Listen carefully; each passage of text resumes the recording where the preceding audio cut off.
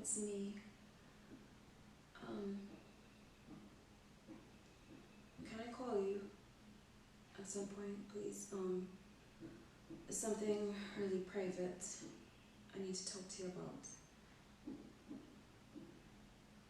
Let me know. Elisa, she always wanted to be a screenwriter. She always wanted to get into films and write for films. And me, I always wanted to be a fashion designer. I loved, still do, I love drawing. And our grandparents who raised us, they really encouraged us and they really invested in us. And you know, we both went to universities to study for respective trades. Alyssa did her screenwriting. I did my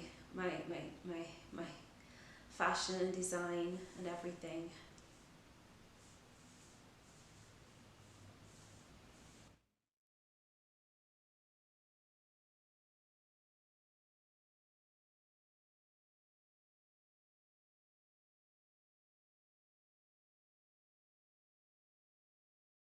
It was after we graduated from university that things kind of shifted, I think.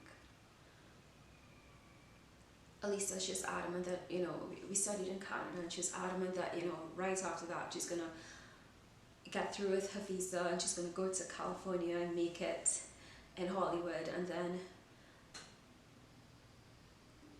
she applied and she did not get through. They were saying that she didn't have enough ties to Trinidad, so she was denied this visa, and she was devastated because it was the first time in any of our lives that, you know, we had set our hearts on something and it didn't work.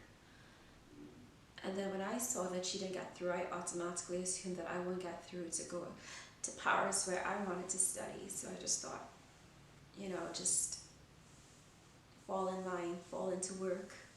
That's what our grandparents wanted for us anyways, to, you know, get a living, make a living for ourselves.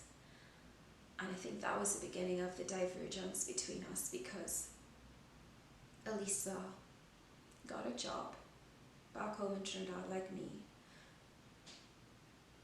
We both got jobs. But her mind was never, ever there. It was never in the job. Her mind was always in Hollywood, always on her dream, always on this vision. She maintained that, you know, like Steve Harvey always says, God plants an imagination in your head, a vision in your head. And she latched on to that. And she has never let go. So no matter the fact that she's gone from job to job to sustain herself, to eat, to pay her bills, you know, her head and her heart have always been on her goals and aspirations. And my God, she tried everything over the years to get to Hollywood, and eventually she did. And she's there now. And it's still a struggle for her. It's still not easy. I mean, she's facing now the possibility that she'll have to come back soon because she's doing a program over there. But she loves it.